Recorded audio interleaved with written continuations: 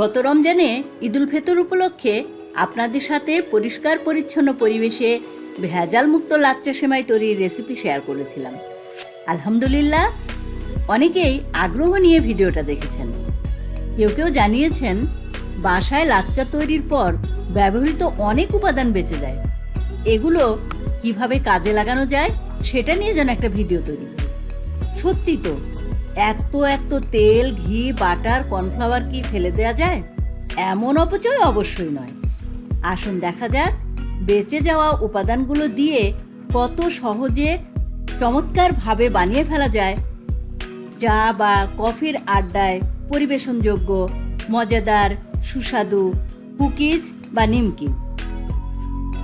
আসসালামু আলাইকুম, স্বাগত সবাইকে আমার রান্নাঘরে। এই বাটিটাতে লাচ্চা তৈরির পর বেঁচে যাওয়া সয়াবিন তেল, ঘি, বাটার বা ডালডা এবং কর্নফ্লাওয়ারের মিশ্রণগুলো নিয়ে নিয়েছি। এগুলো হাফ কাপ পরিমাণ হবে।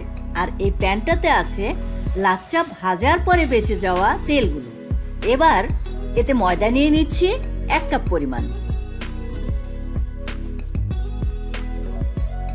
চিনি নিয়ে নিচ্ছি 3 চা চামচ। আপনারা যদি আরেকটু মিষ্টি মিষ্টি কুকিজ খেতে চান তাহলে চিনির পরিমাণ আপনাদের স্বাদ অনুযায়ী দেবেন। লবণ দিচ্ছি হাফ চা চামচ, বেকিং পাউডার দিচ্ছি হাফ চা চামচ। এবার সবগুলো উপাদান ভালোভাবে আলতো হাতে নেড়ে চেড়ে মিশিয়ে নিচ্ছি। এই নাড়াচাড়া করতে গিয়ে দেখা যাচ্ছে বাটার বা যে ডালডা ছিল সেগুলো গলে গেছে এবং আটাটা মনে হচ্ছে একটু নরম নরম হয়ে গেছে। কিন্তু আমাদের কুকিজের ডোটা পারফেক্ট তৈরি করতে আরেকটু শক্ত করে ডো তৈরি করতে হবে। এই জন্য আবার 1 কাপ পরিমাণ ময়দা নিয়ে নিচ্ছি এবং এই ময়দাটাও মিশিয়ে নিচ্ছি। এইটাকে কিন্তু ময়ান দেওয়া বলে। এখানে কোনো পানি ব্যবহার করা হয়নি। যখন তেল, ঘি, বাটারের সাথে আটাগুলো মিশে হাত দিয়ে চেপে ধরলে দলা পাকিয়ে যাবে এবং নাড়াচাড়া করলে ঝুরঝুরে হয়ে যাবে, তখন বোঝা যাবে যে ময়ানটা পারফেক্ট হয়েছে। পানি নিয়ে নিচ্ছি প্রয়োজন মতো। অল্প অল্প করে পানি ময়দার সাথে যুক্ত করে ভালোভাবে ঠেসে ঠেসে ময়দাটার একটা ডো তৈরি করে নিচ্ছি। রুটি বানাতে যেরকম নরম মন্ড বা ডো তৈরি করা হয়, এই ডোটা কিন্তু তার চেয়ে একটু শক্ত হবে। ময়দা মাখতে গেলে সহজে হাত থেকে ছাড়তে চায় না। এগুলো একটু চটচটে হয়ে হাতের সাথে লেগে থাকে।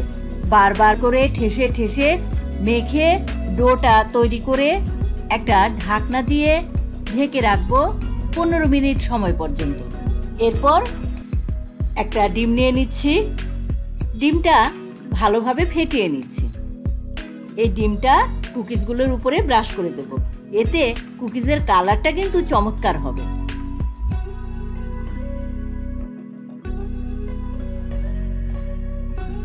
ঢেকে রাখা ডোটা নিয়ে ফিরে এলাম 15-20 মিনিট পর। এখন আবার এই ডোটা কিছুক্ষণ মেখে নিচ্ছি। দেখেন হাতে কিন্তু আর লেগে যাচ্ছে না, কি সুন্দর চমৎকারভাবে মাখা যাচ্ছে, হাতের সাথে আর একটুও লেগে যাচ্ছে না। এবার ভালোভাবে মাখানো ডোটা থেকে কুকিজের শেপ করব বলে ছোট ছোট লেচি করে নিচ্ছি। একটা ওভেন প্রুফ পাত্রে তেল ব্রাশ করে নিচ্ছি। এবার সেই লেচিগুলো একটু লম্বাটে করে হাত দিয়ে শেপ করে নিচ্ছি। তারপরে একটা ছাঁচ দিয়ে চেপে এটাকে একটু ডিজাইন করছি। আপনারা এই ডিজাইনটা পাইপিং ব্যাগ বা নজেল দিয়েও করতে পারেন, অথবা কোনো রকম ডিজাইন ছাড়া হাত দিয়ে গোল করে বিস্কিটের মতো আকার দিতে পারেন। উপর থেকে ফেটানো ডিমটা মাখিয়ে দিচ্ছি। আপনারা এটা একটা ব্রাশ দিয়ে করলেও করতে পারেন বা এভাবে করলেও সমস্যা হয় না। এবার বানানো কুকিজগুলো একটা মাইক্রোওয়েভ ওভেনে দেব। মাইক্রোওয়েভ ওভেনে 600 ওয়াটে 10 মিনিট কুক করব। আপনারা এটাকে ইলেকট্রিক ওভেনে যদি করেন তাহলে কিন্তু এটার স্বাদ আরও অনেক সুন্দর হয়। একটা প্রি হিটেড ইলেকট্রিক ওভেনে 170 থেকে 180 ডিগ্রি সেন্টিগ্রেডে 7-8 মিনিট বেক করলেই কুকিজটা সুন্দরভাবে রেডি হয়ে যায়। অথবা এটা কিন্তু চুলাতেও বেক করা যায়। দেখুন রংটা কি চমৎকার হয়েছে। আমি একটা কুকিজ ভেঙে দেখাচ্ছি। এটা একটু গরম আছে বলে অতটা ক্রিস্পি মনে হচ্ছে না, তবে ঠান্ডা হলে এটা কিন্তু বেশ সুন্দর ক্রিস্পি হয়। আমাদের কুকিজ তৈরি হয়ে গেছে। বিকেলের নাস্তায়, মেহমানের সাথে আড্ডায়, চা বা কফির টেবিলে এই কুকিজ কিন্তু অনায়াসে পরিবেশন করতে পারেন।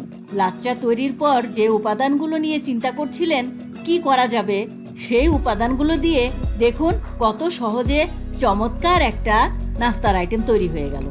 এটা দিয়ে আপনারা নিমকিও বানাতে পারেন।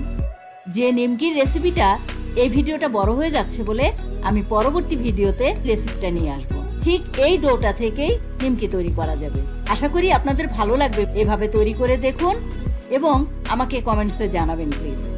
আজ এ পর্যন্তই, দেখা হবে আগামী নিমকি তৈরির ভিডিওতে। সে পর্যন্ত সবাই ভালো থাকবেন, সুস্থ থাকবেন। আসসালামু আলাইকুম। ধন্যবাদ সবাইকে।